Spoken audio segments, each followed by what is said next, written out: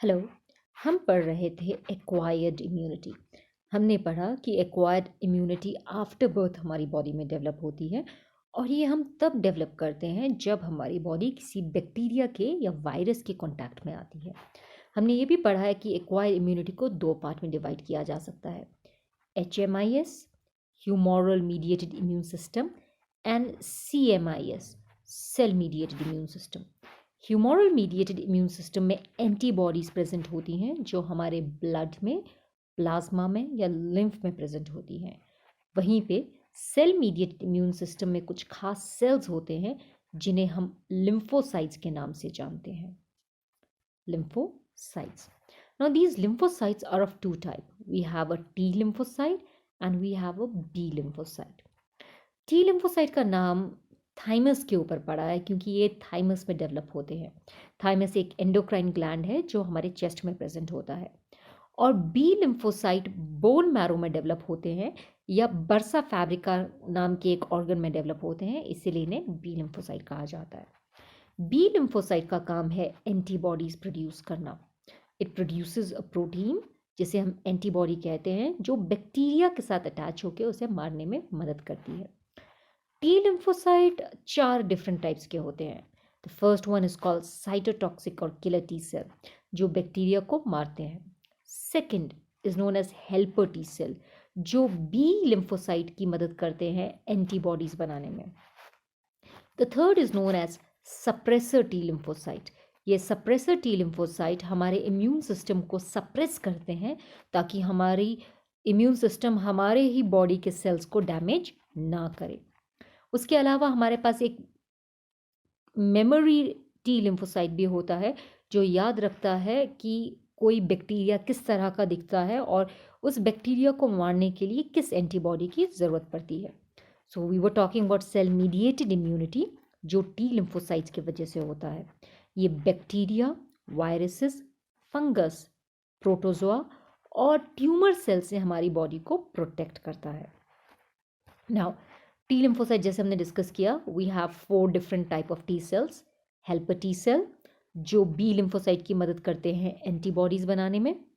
Killer T cells और cytotoxic T cell जो directly bacteria को मारते हैं या इन्फेक्टेड सेल्स को मारते हैं। रेगुलेटरी टी सेल्स या हम जिन्हें सप्रेसर टी सेल्स भी बोलते हैं जो हमारे इम्यून सिस्टम को कंट्रोल करते हैं कि हमारा इम्यून सिस्टम हमारे ही बॉडी को डैमेज ना करे। And then you have memory T cells जो एंटीजन को या बैक्टीरिया को याद रखते हैं और याद रखते हैं कि उसे किस तरह की एंटीबॉडी से मारा जा सकता है। Now this is one of a very easiest method कि टी सेल किस तरह से इन्फेक्टेड सेल या बैक्टीरिया को मारते हैं। अब ये देख सकते हैं कि this is an infected cell और ये हमारा एक साइटोटॉक्सिक टी सेल है या किलर टी सेल है। तो हमारा किलर टी सेल एक इन्फेक्टेड सेल से अटैच हुआ और इसने इसमें कुछ प्रोटीन्स ट्रांसफ़र किए जिन्हें परफोरिन कहते हैं। इस प्रोटीन परफोरिन ने इन्फेक्टेड सेल में बहुत सारे छेद कर दिए हैं और इन्फेक्टेड सेल डिस्ट्रॉय हो गया। So this is one of the methods how a T cell can kill a infected cell or a bacteria. Now, acquired immunity can further be divided into active immunity and passive immunity. जब हमारी body antibodies अपनी body में produce करती है तो हम उसे active immunity कहते हैं। वहीं पर जहाँ एंटीबॉडीज़ हमें बाहर से रेडीमेड मिलती है तो हम उसे पैसिव इम्यूनिटी कहते हैं। Let's look at this. For example, अगर हमारे बॉडी में चिकन पॉक्स हमें हो जाता है या स्मॉल पॉक्स हो जाता है तो हमारी बॉडी उसके खिलाफ एंटीबॉडीज़ बनाती है। This is called active immunity, right?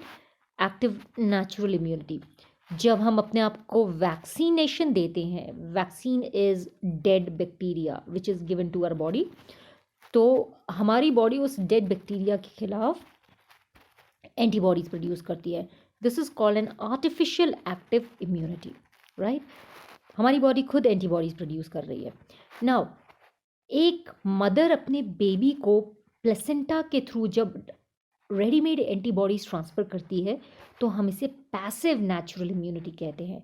या मदर जब बेबी को अपना पहला मिल्क पिलाती है, कोलोस्ट्रॉम, जिसमें बहुत सारी एंटीबॉडीज़ बच्चे को ट्रांसफ़र की जाती है, तो this is also known as a passive immunity.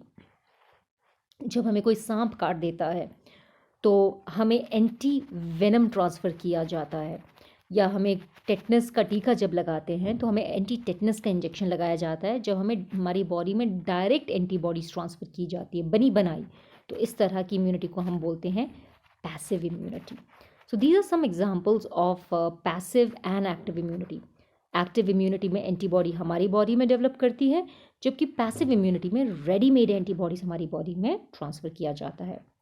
क्योंकि एंटीबॉडीज़ हमारी बॉडी में खुद बनती है, therefore active immunity is for a longer period of time, जबकि पैसिव इम्यूनिटी बहुत ही शॉर्ट पीरियड के लिए रहती है। एक्टिव इम्यूनिटी को डेवलप होने में ज़्यादा टाइम लगता है, जबकि पैसिव इम्यूनिटी बहुत ही क्विकली काम करती है। एक्टिव इम्यूनिटी का कॉमन एग्जाम्पल है जैसे कि वैक्सीनेशन के खिलाफ जब हमारी बॉडी एंटीबॉडी प्रोड्यूस करती है, और पैसिव इम्यूनिटी का एक कॉमन एग्जाम्पल है कोलोस्ट्रॉम, जब मम्मी अपने बेबी को मिल्क पिलाती है, या एंटी टेटनस का एंटीटॉक्सिन हमें मिलता है। This is an example of A passive immunity. तो आज के लिए इतना ही करते हैं। Thank you and have a nice day.